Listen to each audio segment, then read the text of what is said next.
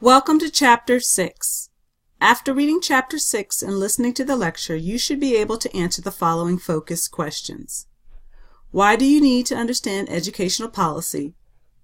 How does the local community influence schools? What powers and influence do states have in governing schools? How do regional educational agencies assist schools? There are many reasons why you should take time to understand educational policy. Educational politics shows how people use power, influence, and authority to influence instructional and curricular practices within a school. Those who shape educational policy include parents, students, teachers, administrators, and taxpayers. Parents are concerned with control of school programs and the quality of educational programs. Students are concerned with policies of freedom of speech, expression, behavior, and curriculum offerings. Teachers are concerned with reform, working conditions, and employment. Administrators are concerned with governance. Taxpayers are concerned with financial support for education. In addition to the following groups, the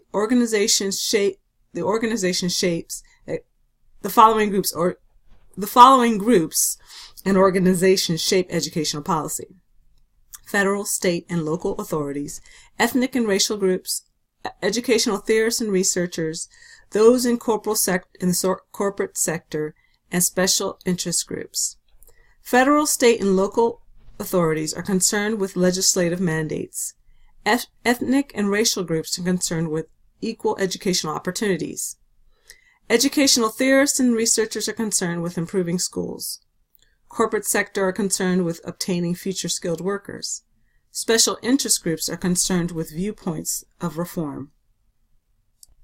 The 5 dimensions of educational politics are comprised of the following: 1. Federal legislation. 2. Educational philosophies of teachers and citizens. 3. Allocation of resources. 4. Rights and responsibilities of teachers and students. And 5. Higher standards. Local school districts vary in wealth, diversity, budget, size, and organization. A school board may be elected or appointed. It's responsible for improving teachers, administrators, developing organizational and educational policies, and determining evaluation. Effective school boards focus on the following: 1. Student achievement. 2. Allocating resources to needs. 3. Return on investment. 4. Use of data. And 5. Engaging the community. The superintendent determines the district's educational policy, but requires board approval. Parents are not legally involved in governance of schools, but close working relationships encourage the success of the schools. School restructuring involves using shared decision-making and leadership to best meet the needs of students. School-based management is an approach to school restructuring. There are many roles of state government in education, and they include some of the following: legislators establish and maintain public school and determine educational policies. 2. State courts uphold the power of legislation. 3. A governor can appoint and remove state educators and influence legislature and decide budgeting. 4. States can take over schools, and the NCLB policy allows states to assume responsibility of low-achieving schools. 5. The State Board of Education is the highest educational agency in the state. Members may be elected or appointed by the governor. 6. States manage finances and set standards for students and teachers. 7. The chief state school officer is a chief administrator who recommends policy and budgets, ensures compliance with policy.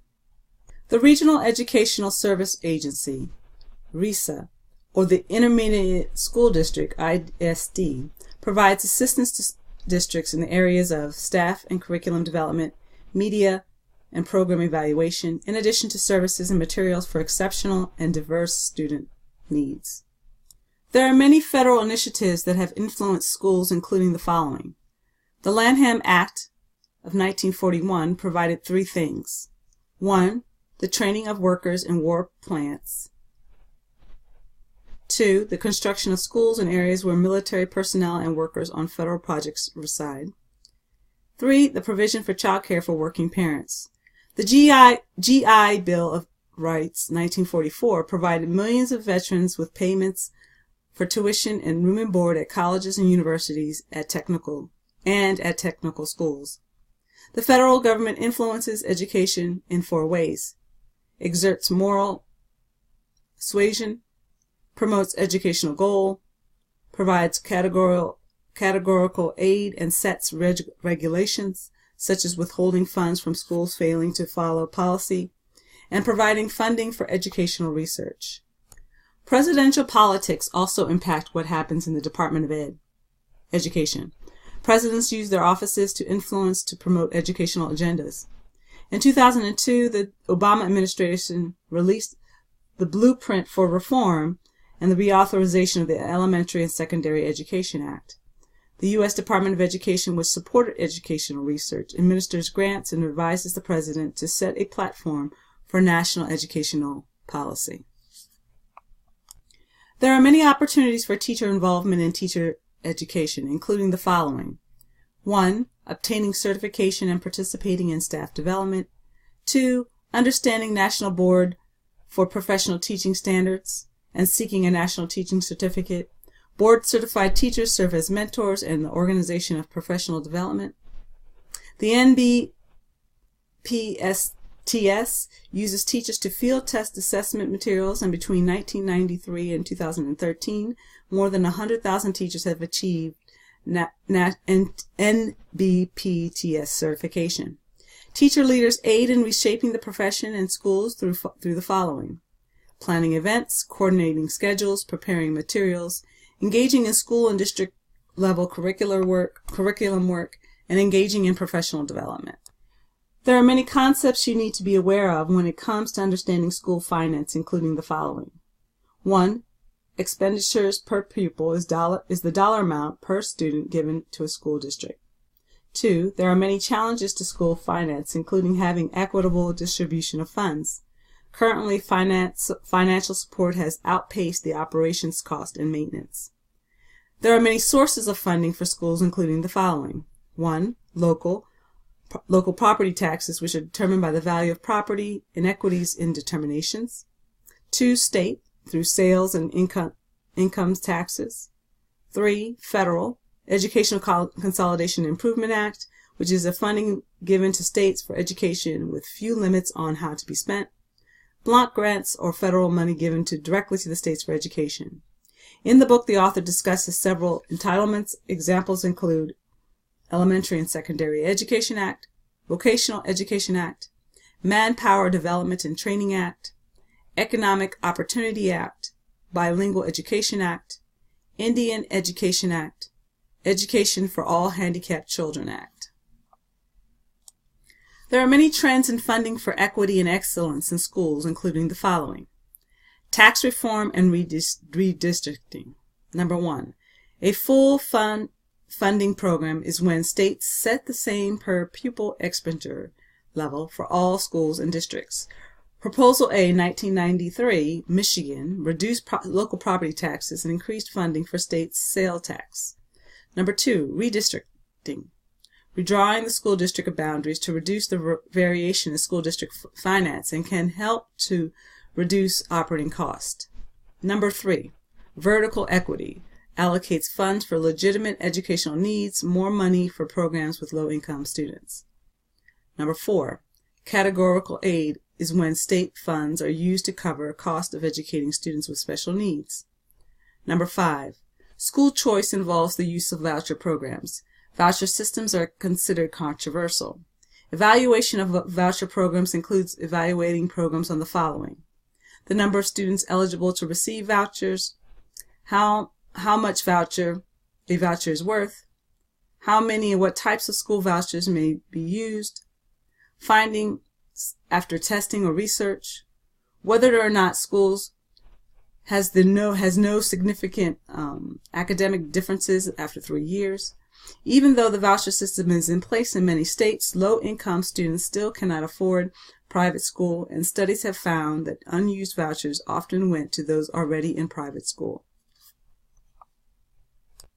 The privatization movement has had an impact on equity and excellence in schools. Schools under this movement are often ran by private companies operating public schools in the form of an opening a charter school. Charter schools are schools that operate based on agreement with the local school board concerning goals to be met. They receive the same amount of funding as traditional public schools.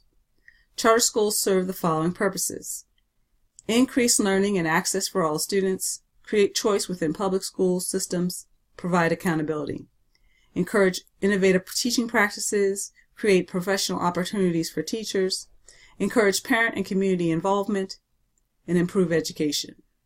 Research on charter schools has found the following to be true.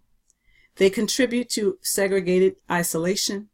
The teachers are less experienced. Academic scores no better or worse than public schools. They do not have documented accountability.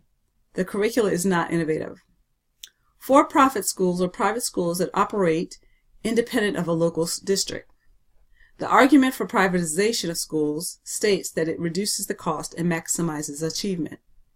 The argument against the privatization of schools states that profit is driving force, not achievement, and schools are not monitored. Teacher-owned schools are schools where teachers and administrators and other educational stakeholders become owners of schools. The argument for teacher-owned schools states that schools with parental involvement and financial investment would improve education. The argument against teacher-owned schools states that new legislation is needed for governance and management of schools may supersede education. 1, 2.